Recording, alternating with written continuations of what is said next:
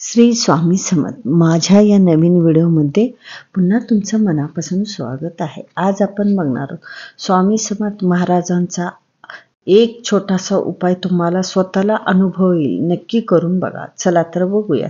जर तुमचे मन काही कारणाने अस्वस्थ असेल तर त्यावेळी तुम्ही शांत राहा. कुणाशी काही बोलू नका. तुम्ही कुणावरही जर राग काढत असाल तर असे करू नका. तुम्हाला कुणावरही राग येत असेल तर हे एक उपाय करा.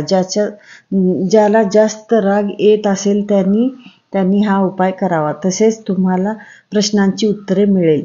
तरी पण हा उपाय करावा. तुम्हाला तुमची प्रश्नांची उत्तरे मिळून जातील. उपाय करताना आपण एक ठिकाणी शांत बसावे. एकाग्र चित्तेने बसावे व आपले डोळे बंद करावे. श्री स्वामी समर्थ या नामाचा जप करावे. स्वामी महाराज आपल्या सोबतच असतात. त्यांना आपले कारण माहीत असतात. आपले प्रॉब्लेम त्यांना माहीत असतात. म्हणूनच तुम्ही डोळे बंद करून त्यांचे नाम स्मरण करावे.